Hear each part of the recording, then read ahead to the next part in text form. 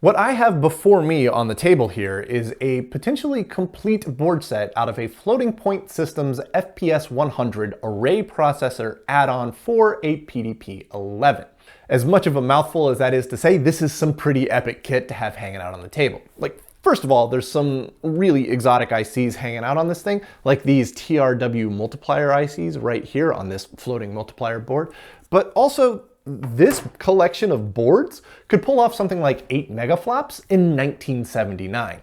That's a ludicrous amount of processing power, and if you were able to get this hooked up to a PDP-11, you could essentially build a budget supercomputer, which is how Floating Point Systems did pretty much all of their advertising, showing that this was a way to get an affordable supercomputer. And that's what I want to do. I want to have a budget supercomputer in this room.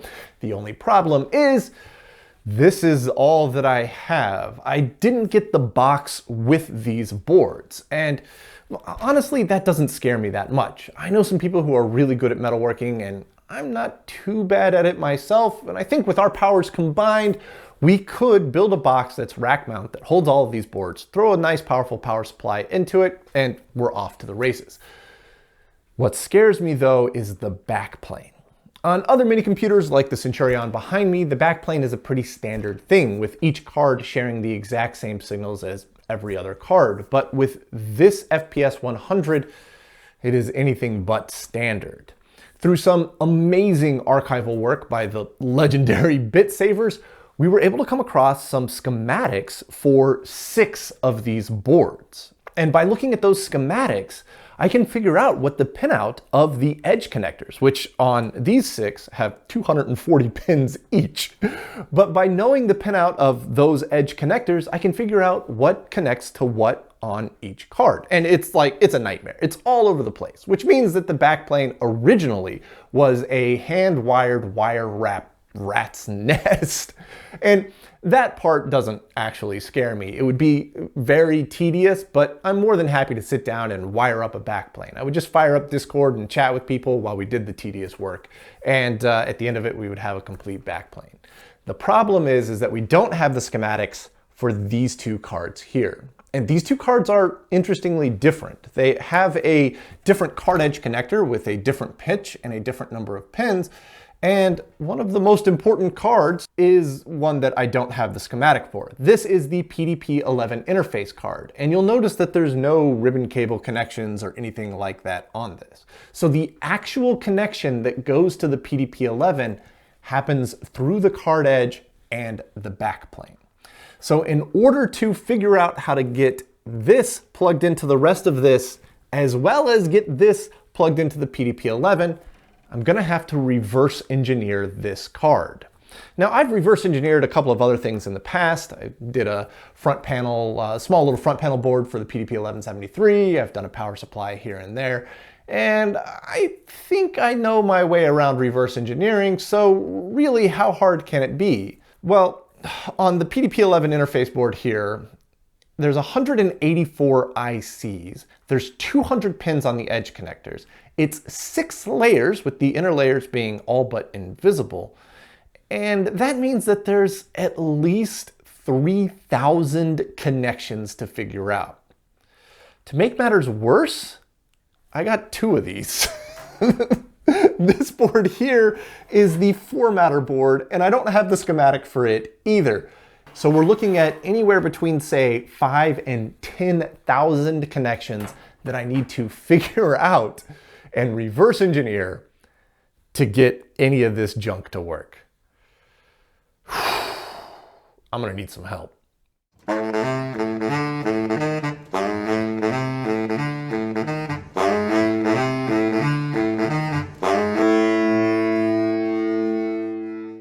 Just to be clear here, when I say I'm looking for some help, I'm not looking for somebody to actually reverse engineer this board for me. I'm fully dedicated to this Floating Point Systems project, and I really do want to take a crack at reverse engineering this myself. But like I said, I've reverse engineered a couple of other boards before, and they were really pretty simple. You could figure it out mostly by just looking at it. But I don't think that method is going to scale very well to this board. First of all, this board is 6 layers, which means that 2 of the inside layers are completely invisible. I can't see them at all. So there has to be some better techniques here. And when I say I'm looking for some help, that's what I'm looking for. I'm looking for somebody who can kind of guide me, get me pointed in the right direction, and put me on the most efficient path to getting this done correctly. So I need to talk to somebody who is brilliant and extremely talented at reverse engineering things. And I was trying to think of who I could ask about this. And I kind of leaned back in my chair and I looked over to my bookshelf and I saw this book sitting on the shelf.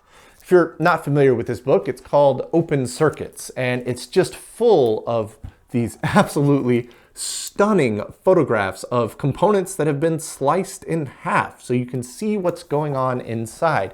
And there's wonderful little blurbs written about each individual picture so you can actually figure out what you're looking at. This is, in a sense, a way of reverse engineering unknown components. And it was written by two very smart people, Eric and Wendell. And I have actually met Eric before. When I went over to Curious Mark's place, Eric was there helping us work on some really wild and cool stuff. And Eric is just an awesome dude. So I sent him a message and said, hey, would you mind hopping on a call with me to maybe help me figure out how best to reverse engineer this thing, as well as just teach me a little bit about reverse engineering in general and some of the really cool reverse engineering projects that you have going on? And he said, absolutely. So I'm gonna pull the laptop out, we're gonna get Eric on the horn, and we're gonna learn some pretty cool stuff today. Hello, Eric, how you doing? Hi, pretty good. It's good to see you, David. Thanks for, first of all, thanks for writing this book. This is an awesome book. Oh, thank you. It's really cool to be like, talking to this dude. Like, I'm talking to this dude right here. That's right, I'm right here. The reason that I wanted to call you is because I do watch your Twitch streams on the occasion, and you're reverse engineering some pretty cool stuff. So yeah. Tell us what you're reverse engineering right now. Yeah, so I'm working on a whole bunch of different projects in parallel, but right now I'm reverse engineering a chip. And this is actually a very interesting chip, at least to me. So the IBM came out with a series of PS2 computers in the late 80s that filled in the very low end of their product line, and they put a specific type of graphics chip in it called MCGA. And so it's a little bit obscure, but it was kind of the little brother of the much more widely known VGA chipset. And so I've had one of those chips decapped, and I'm busy going through trying to figure out how everything is wired together. It's a lot of logic gates. Why this particular chip? There's just not a whole lot known about MCGA, and so I thought it would be interesting to go in there and reverse engineer that because it might be useful to folks writing emulators. You know, maybe the MAME folks would be interested in it. This is kind of what we're looking at right here. This is what's known as a gate array, and so I can scroll around a little bit and kind of show you how a gate array works. It's formed out of these basic cells here, which are a little cluster of 4 transistors. So there's 2 NMOS transistors and 2 PMOS transistors. And the trick is that you can wire them up however you want. And so you can connect metal together and turn these transistors into inverters or NAND gates or NOR gates or kind of whatever you want. And so if we scroll down over here, you can kind of see that there are these little crossing wires, sort of silver-colored wires. And that's how you wire up these basic circuits here. And so what we're looking at right here is a 1-bit full adder. And so it's got some carry input here. It's got a sum output. There's 2 number inputs here, A and B. And then there's a carry output. So all of that gets wired together with some adjacent cells, which are more 1-bit full adders. And so you can begin to build that into like an 8-bit adder, which is what this is part of. So you start small and then you add them together, and it's basically like a board full of logic chips. It's just on a chip. So we can zoom out here and get an idea of what that looks like. So we're still zooming out, and we're zooming out, and you can tell this is actually a very large chip. So we've got 26 of these columns of transistors and a whole pile of wiring in between everything. How many layers are we looking at here? Yeah, so there's 2 layers of interconnected metal, and you can see the little contact vias here that tie them together. And so these 2 are allowed to cross because they're on separate layers. And then in addition to that, there is some sort of silicon specific layers here, like there's the gate layers here, and then there's some diffusion. That's these little rectangles here. That's what actually makes the transistor. It makes it a P channel or an N channel. And then there's some isolation and probably a few other layers that I'm missing as well. The super fascinating and also intense. Very intense. It's very intense. About how long do you think it's going to take you to finish that chip out? It's going to take many, many hours. I've already put in probably dozens of hours just on those first 7 columns. But I have to go through and identify what the cells are, like what kind of a gate it is. Oh, is it a 4-input NAND gate? Is it a 1-bit full adder? And so it starts out very slow because I don't know what any of those standard logic blocks look like. But then as I dig into the design and I figure out more and more of these building blocks, then it kind of helps me. It gives me a shortcut. But this is still just part 1, because once I've identified all those building blocks, I got to go and look at this pile of spaghetti here and figure out how they're all wired together. So yeah, and so ultimately the goal is to draw a schematic, right? Correct. I want to get a schematic of this. Okay, and so, I mean, that's my goal, only I'm not doing it on just a single chip. I'm going for a bit of a larger schematic. So what's spawning all of this is that this is the board that I am currently working on. This is a PDP-11 interface board for an FPS 100 array processor add-on. So you've done some reverse engineering of PCBs before, right? Oh, I know you have. I've watched them on Twitch. That's right. And it's something I've refined over the process of a couple of years. I wouldn't use a tool like Inkscape for that task. So Inkscape in this case is fine for doing a chip, but for doing a circuit board, I've kind of settled on a workflow that uses KiCad. So what we've got right here is the embedded image feature in KiCad, which is incredibly useful. So newer versions of KiCad will let you take an image file and it actually grabs the dots per inch information out of the file metadata. And so it will match up the scaling factor for you automatically, which is super useful. And so what I've done is I've taken the circuit board and I've removed most of the parts and I put it on my flatbed scanner and gotten accurate, I think this is 200 dots per inch. And so now we've got an image, and my process is to go through and put down component footprints. And so for example, right here, we'll look at just one layer. So this is the top layer. And so I've got some footprints down here. And I kind of lay them on top of where they are on the scan. And each one of these will have a pin number associated with it. And I can give it a net name in the schematic. And kind of I'll ping pong back and forth between the schematic and the layout. But it'll show me like, oh, okay, so there's a trace here that I need to go and follow. And so I'll lay these traces down one at a time and create the net connectivity on the schematic. And then just kind of go back and forth. Putting in vias and all of that when we need to go to other layers. And then what I began to do is build up a schematic.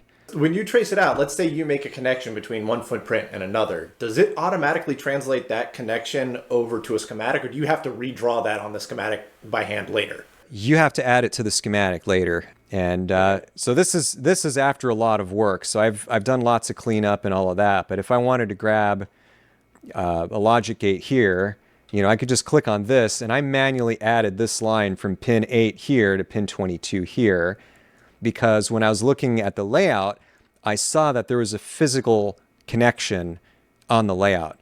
So I go back over here to the schematic, I draw the wire in, and then I go up here and I transfer that change. And so we get this little update PCB from schematic. So then I update it, and what it does is it draws a little rat's nest connection, and that's just a little thin wire that tells me that, hey, these 2 pins need to be connected. And so unfortunately, I have to do that manually. I can't just draw the trace in the layout and then have it automatically transfer that back to the schematic.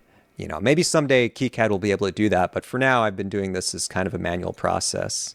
How do you handle, I mean, I can kind of see it going on here. How do you handle multiple layers? Like I'm pretty sure I can see some traces on an inner layer there. You can. That's absolutely what's going on. And it can be difficult, but not as difficult as you might think. Let's turn on a couple more of these layers here. And so right here, we're looking at the top layer, and you can see this sort of faint shadow of a trace. And this is actually not on the back of the board. This is on layer 2. This is a 4-layer board. And there's a couple of things that make this a little bit easier than you might think. Number one is that most of the time, inner layers are used for power and ground. And so you might have a ground plane, you might have a power plane, And a lot of times you can kind of ignore it.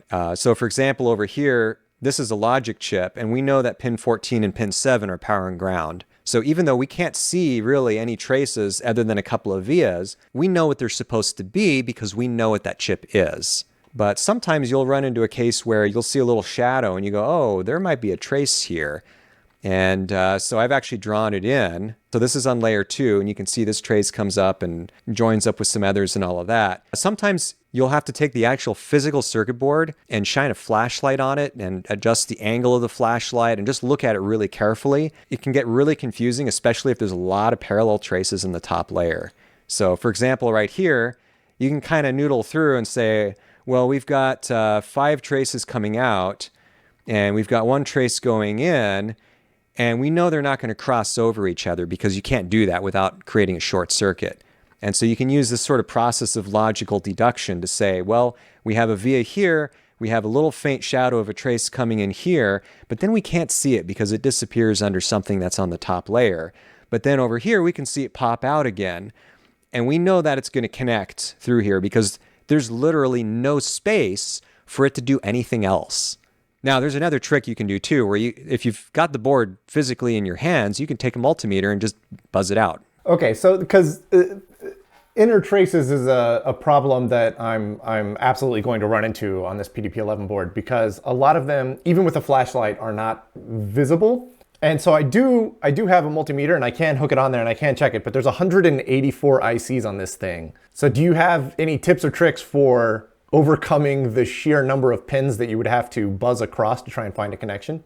One of my favorite tricks is to buy a piece of battery cable. They're a very high strand count, and each strand in the cable is really thin, like 30 gauge wire or something like that. And what I do is I strip the insulation off the end, and so I've got an inch or two of copper fiber sticking out, and I kind of spread them out into a fan shape, and I make myself a little copper brush. And so if there's a connection that I'm wondering about, I'll connect the multimeter to one end of that, and then I'll take the multimeter and connect it to the brush, and then just run that across the back of the board, across all the connections, and use that to kind of narrow down and say, well, where roughly on this entire board does this trace connect to something? Then I can go in with the pointy tip and then check each pin until I figure out which pin is actually making the connection. That's a really smart idea. I'm going to go buy a battery cable now.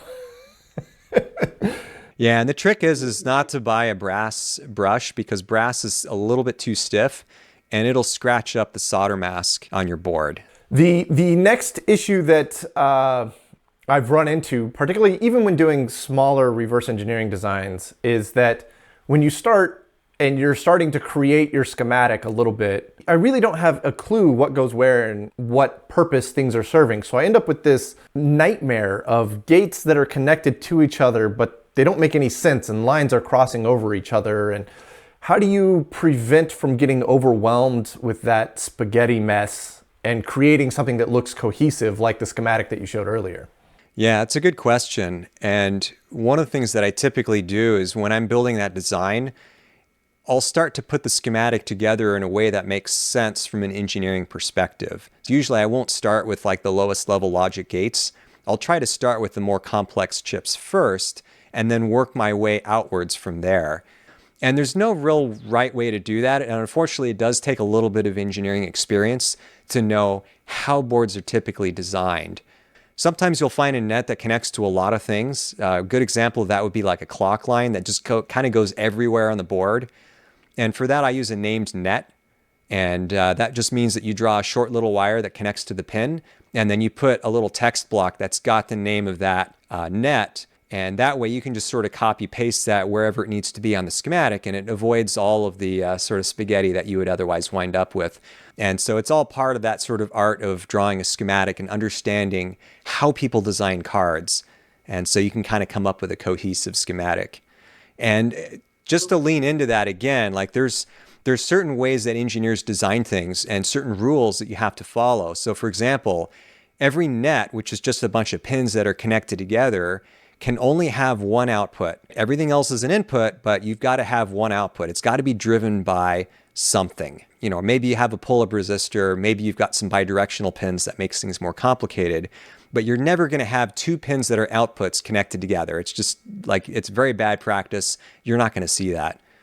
And so just understanding some simple design rules like that will really help you.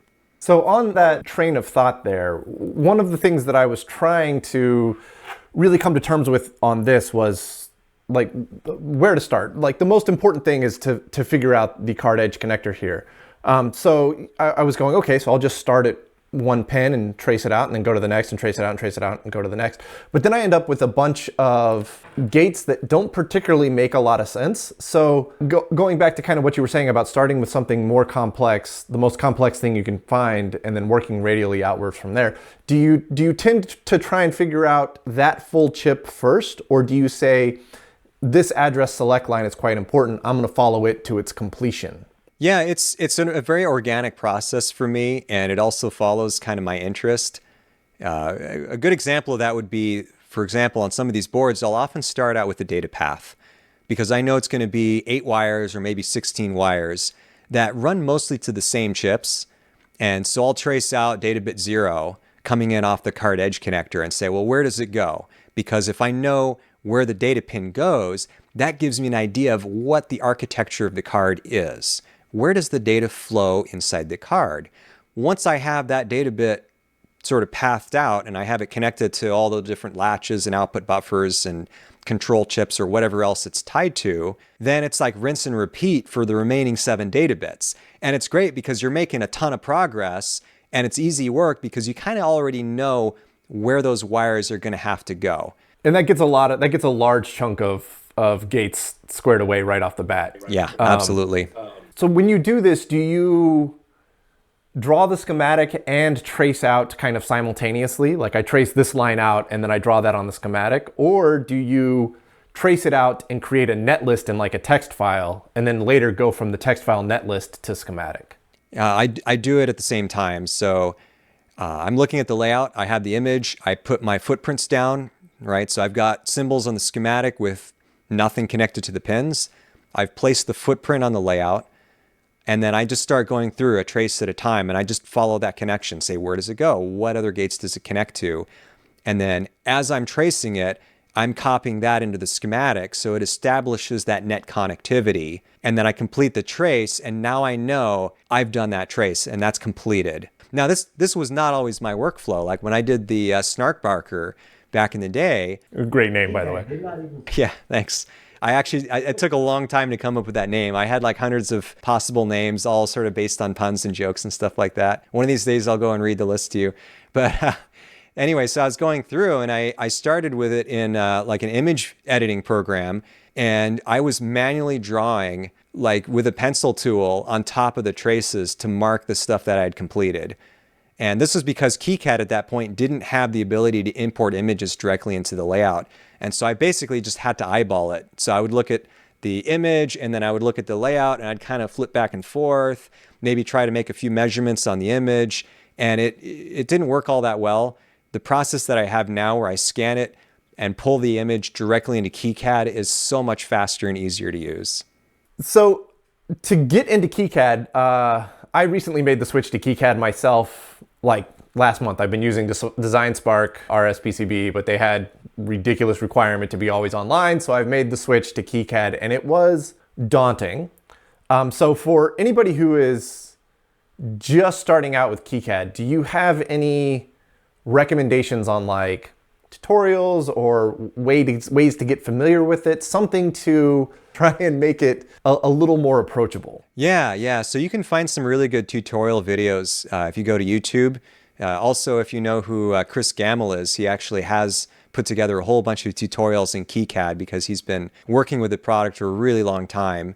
And he's kind of the expert at getting beginners up and running and getting people started and through some common hurdles. And you kind of have to grok some of the paradigms that underlie the software. But once you start to figure that out, then you'll get to the point where you're into like workflow optimization. One recommendation I would have for that, by the way, is to learn the shortcut keys as soon as possible. So especially if you're in like the schematic editor or the layout editor, there are a bunch of single key hotkeys that you can use for all the commonly available commands. Then everything just goes so much faster. So the impression that I'm getting, and this reverse engineering field is kind of like a new a new area of the hobby that I'm diving into, is that it's incredibly an organic process and also a very personalized thing. Everybody kind of has their own way to tackle it. But mostly it just seems like it's legwork. You got to just put the legwork in. There's legwork, yeah. I would say the important thing is to keep your motivation up, because I see a lot of people start projects like this and it gets really tedious really quickly. And if you can figure out how to do that, if you can figure out strategies, then you're going to finish the project, which is going to be great. And honestly, I want to say I'm not perfect that way. The MCGA chip that I was showing you earlier is a project that I am revisiting, because 2 years ago when I had it decapped for the first time, and I'm looking at the images, I started tracing it from the I/O pads manually, one wire at a time, and I quickly ran into all these roadblocks because I couldn't make heads or tails of it. And until recently, it was basically a dead project. It was not even backburnered. I had basically given up on it. And then I ran into somebody who was reverse engineering gate array chips, and they kind of shared a little bit of their process about how they identified these standard cells. And I looked at that, I thought, wait, that looks familiar. I've seen that before on this MCGA chip. And so I went and revisited it and then realized that, no, actually, this is a solvable problem. It's just that the approach that I was using to begin with wasn't the right approach. It wasn't the easiest way to do it. And so, like, it's okay to set something aside if things are getting really hard, like, don't beat yourself up over it. But at the same time, if you can figure out the right strategy to approach it, if you could figure out a way that works for you, that you can sustain from start to finish, that's what you got to do. So to be realistic here, though, this is not something that can be knocked out in a day. No. If I were to give this 6-layer board to you, with the stipulation that you're not allowed to remove the ICs, because I know that makes life a lot easier. Oh yeah, it sure does. If I were to give this board to you, realistically, how many hours do you think it would take? Easily dozens of hours. I would expect that to take a couple months to get it all dialed in. Everyone's a little different, but the way that I work is I'll kind of chip away at it for a while. Maybe I'll put in an hour every day, maybe 2 hours, maybe some days I'll just skip it. But the idea is that if I go in and I just put a little bit of work every day, or as close to every day as I can, after a couple of months, it's done. The closest analog that I can make to that is that going to the dentist is one of the worst experiences on the planet. And so I always tell myself, I can survive anything for 30 seconds. So if I can survive the next 30 seconds, I'm good. Mm-hmm. And then after the end of that 30 seconds, I go, I can survive anything for 30 seconds. So if I can survive the next 30 seconds, I'm good. And then before I know it, I've survived 50 sets of 30 seconds or 100 sets of 30 seconds, and the dentist is over and I'm able to leave. But I think that's a good point, though, because once you've got a strategy like that, a mental strategy for attacking the problem, then it's tremendously empowering, because what you want to do is you want to set those goals, something short, 30 seconds to begin with, right? And then you work through that and you go, well, I did it. I succeeded. I succeeded my goal of 30 seconds. And I've done it once before, so I know I can do it again. And so then you do it again. And that's kind of the key there, right? So you don't try to do it all at once. You don't try to overwhelm yourself. You just start in small bite-sized pieces, and then you just chip away at it. You go one bite at a time, and then before you know it, you've got like half of it done. And once you finish that, it's weird. It's like unlocking a new superpower. You're like, I've done this thing. Now I know how to do this thing, and I can do it again to this other thing. And it's such an incredible feeling. Just fantastic. So to go full circle on this, I have a good friend of mine. His name's Sam Mitani, and he's an author. And he's been writing books lately, and I've been talking to him about writing because I really want to write a book on the Centurion. He says anybody can start writing a book. Lots of people do, but very few people actually finish writing a book. And so it's not often that I get to sit down and talk with an author of an actual finished published book. So how long did it take you to make this book? It took us a little over 3 years. With a break in the middle. We actually started in 2019, And so I would go over to his shop and section samples, and we clean them up and maybe take a few pictures. And then 2020 happened, and things were all shut down, and we had to kind of put things on pause for a while. And then eventually we got back into it, and we're kind of collaborating both in person and oddly enough over Discord, which is kind of interesting. And so we had some shared docs and stuff that we would put images in, and we would start writing some of the text. It was kind of a back and forth process. Did you guys split the writing half and half, or did you do the bulk of the writing, or did Wendell do the bulk of the writing? Am I saying that right, Wendell? Yeah. So it's Wendell, but it was a collaborative process. And so Wendell and I would get on Discord for like a 3-hour kind of chat, and we would work on like 1 or 2 subjects and just wordsmith every single paragraph. So I can't really point at a single sentence in the book and say, I wrote that, because it was a collaborative process. So were there any components that when you sliced them apart, you were just like flabbergasted? You didn't know what was going on the inside? So we found this module that it's a hybrid module. So it's got a little ceramic lid. It looks really boring on the outside. It's just gray. It's got a little bit of silkscreen text on the top and some pins sticking out the back. And we cracked the lid open on there, and it was just a wonderland of near microscopic components inside. So it had little tiny IC die just bond wired directly onto a ceramic substrate, which had these special screened resistors. And there was even a tiny transformer in there, and the windings were made out of bond wires stitched together. And as soon as we saw that, we knew it just had to go into the book. It was just one of those moments. Eric, thank you so much for talking with me today. I think I have a good starting point, but the reality is that after we hang up here and I finish editing this video, I'm gonna just like hit you with probably 1,000 Discord messages. I can't wait. But I think ultimately we're gonna figure this one out. We'll get there eventually, and we'll have a schematic, and it'll be thanks to you. I want to thank Eric one more time so much for hanging out. That was absolutely epic. I hope you guys enjoyed it as much as I did. Also, if you haven't already, check out Eric's book, Open Circuits. This is not sponsored. Eric did not ask me to promote his book. I bought this day one of release. It's that good. I love this book.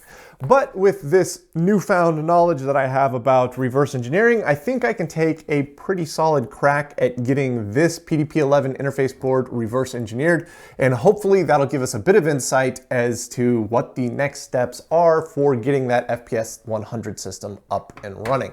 Of course, we still have a very long road ahead of us with getting the PDP-1144 up and running fully. I'm hitting some pretty massive hurdles with the Fujitsu Eagle Drive on it. But that's something we'll tackle in a future episode. So I want to thank you all so much for watching, and I hope to see you in the next one.